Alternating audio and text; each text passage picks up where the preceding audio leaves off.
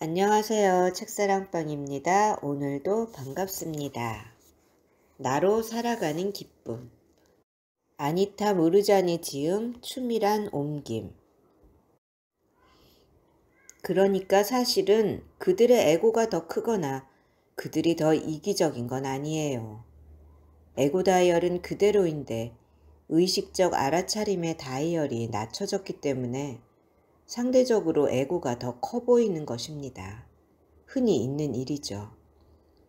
알아차림의 다이얼이 낮춰지면 우주와 하나임을 더 이상 느낄 수 없게 됩니다.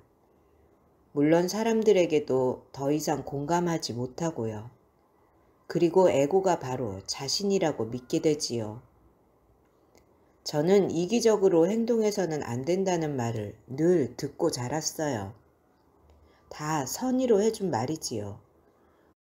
특히 제가 속한 문화에서는 여자는 더욱이나 에고를 억압하고 통제해야 한다고 가르친답니다. 저만의 개성을 표현하면 안 되었죠.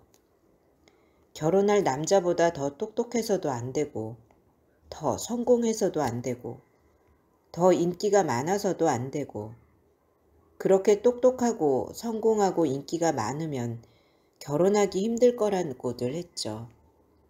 또 늦게까지 결혼하지 않은 여성은 손가락질을 받고요.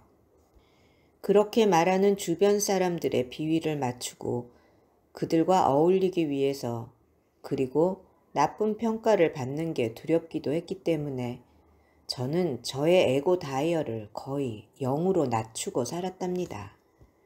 그 결과 저의 다이얼은 둘 다 정말로 낮게 맞춰졌는데 태어날 때부터 갖고 온 것을 조금도 활용하지 못한 셈이죠.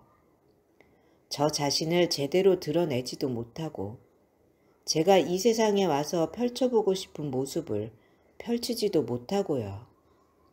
그 대신 저는 누가 와서 짓밟아도 가만히 있는 현관문의 매트 같은 역할을 자처했어요. 남들이 저를 그렇게 취급하도록 둔 거죠. 이기적이라는 소리를 듣고 나쁜 평가를 받는 것이 너무나 두려웠기 때문에 늘 저는 자신을 가장 마지막에 생각했어요. 자신을 늘 낮추며 살았지요. 그래야 상대가 높아질 수 있으니까요. 그렇게 오랫동안 진정한 자아를 억압하며 살았더니 암에 걸린 거죠. 내가 계속 말했다. 그래서 저는 알아차림 다이얼과 마찬가지로 에고 다이얼을 낮추는 것도 해롭다고 믿고 있어요. 진정한 자신을 억압하면 암에 걸리게 된다는 그런 말이 아닙니다. 그건 전혀 그렇지 않아요.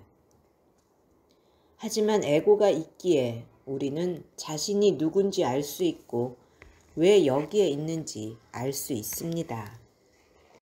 나보다 나 자신을 더 잘 아는 사람은 없죠. 내 존재의 가장 깊은 곳, 우리가 누구이며 왜 여기에 있는지 알고 자신을 최고로 표현하려면 무엇이 필요한지 알 수 있는 그곳으로 들어갈 수 있는 사람은 나뿐입니다. 이 사실을 알면 사람들의 바람에 부응하느라 자아를 잃어버릴 때 우리가 만들어내는 수많은 드라마와 트라우마를 크게 줄일 수 있습니다. 그런데 우리 사회는 우리가 누군지 묻고 탐구하는 것을 말리고 있어요. 학교에 들어가면 자기 탐구에 전착하는 건 시간 낭비이고 사치라는 소리를 듣게 됩니다. 이기적이라는 것이 그 이유죠. 그 결과 자아를 더 깊이 알고자 하는 욕구는 나쁜 평판을 받을까 두려워 곧 사라져버려요.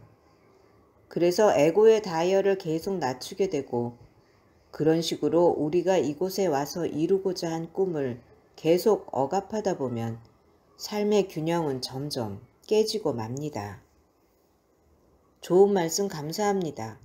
에고와 알아차림이 왜 둘 다 필요한지 이제 알겠어요. 그리고 삶을 온전히 경험하기 위해서는 그 둘의 볼륨을 최대한으로 올려야 한다는 것도요. 조용히 듣고 있던 헨리가 말했다. 그는 진심으로 기뻐하는 것 같았고 나도 설명을 제대로 한 것 같아 기뻤다. 내가 말을 이었다. 저는 자신을 알아차리는 것이 우리가 자신을 위해서 할 수 있는 가장 중요한 일이라고 믿고 있어요. 그리고 다른 사람을 위해서도요. 자신을 안다는 것은 무엇이 자신을 행복하게 하고 불행하게 하는지 안다는 뜻이에요. 또 어떤 길이 진정한 사랑과 안녕으로 향하는 길인지도 알고 그 길을 선택할 줄 안다는 뜻이기도 하고요. 그동안 배운 것보다 우리가 훨씬 더 크고 힘있고 장엄한 존재임을 안다는 뜻이기도 합니다. 자신을 온전히 알고 또 사랑할 때 그 사랑과 알아차림을 다른 사람에게도 전달할 수 있어요. 두려움 가득하고 무언가 결핍되어 있고 기능도 못하는 자아가 아니라 온전히 깨어있고 충분히 보살핌 받고 최고 볼륨에 맞춰져 있으며 기쁨으로 가득한 자아를 지니고 사는 것이 우리 자신을 위해서 또 다른 모든 사람들을 위해서 우리가 할 수 있는 최선입니다. 요즘은 무력감을 느끼는 사람들이 많은 것 같습니다. 자신이 보잘것없는 존재라고 믿고 매사에 두려워하죠. 텔레비전 뉴스를 보면 그래 보입니다. 그렇게들 믿기 때문에 세상에 나가서도 그런 모습을 내보일 수밖에 없죠. 두 다이얼이 최대 볼륨에 맞춰져 있는 자신의 본래 모습을 알아볼 기회조차 갖지 못하고 살아가는 사람들이 대부분이니까요. 그렇다면 린다, 에고가 큰 사람들을 어떻게 대할 것인가 하는 문제로 다시 돌아가 봅시다. 굉장히 이기적으로 비치는 사람이 있다면 그 사람은 단지 알아차림 다이얼의 볼륨을 높이기만 하면 되겠죠. 그래야 에고 다이얼과 균형을 맞출 것이고 다른 사람들과 다시 연결되었다고 느낄 수 있겠지요. 이기적이다 라고 비난하기 전에 그들로 하여금 자신과 남들을 더 잘 알아차릴 수 있게 도와주는 겁니다. 맞는 말씀이에요. 하지만 어떻게요? 린다가 물었다. 먼저 남편분께 어떤 일을 할 때 행복한지 묻는 것으로 시작하면 어떨까요? 아니면 관심사를 묻는 것도 좋아요. 무슨 일이든 할 수 있다면 어떤 일을 하고 싶은지도 물어보세요. 가고 싶은 곳은 어디 없을까요? 아직 이루지 못한 꿈은요? 그리고 무엇이 두려운지도 물어보세요. 갑자기 이런 질문들을 하기가 영 어색하다면 먼저 매주 한 번 정도 저녁에 두 분이 같이 외출하는 시간을 갖고 싶다고 말해보는 건 어떨까요? 그런 다음 하루 저녁 날을 잡아 휴대폰 끄고 대화에만 집중하면서 친밀감을 느껴보는 겁니다. 그리고 분위기가 무르익었다 싶으면 질문을 해보는 거예요. 남편분의 좋은 점이나 사랑스러운 점을 말해주면서 시작하면 더 좋겠죠. 그러고 나서 당신의 꿈이나 바라는 것이 뭔지도 말해주세요. 당신이 재밌게 생각하는 것들, 즐기는 것들, 당신을 행복하게 하는 것들도 말해주고요.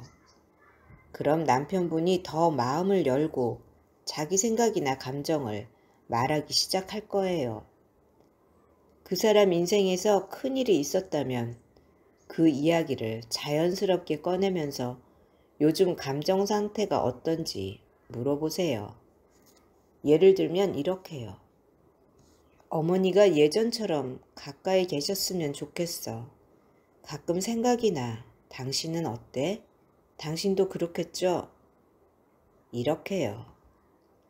상대방의 에고 볼륨은 한껏 올라가 있는데 알아차린 볼륨은 거의 꺼져 있는 상태라면 대화를 꼭 부드럽고 편안하게 해 나가야 해요.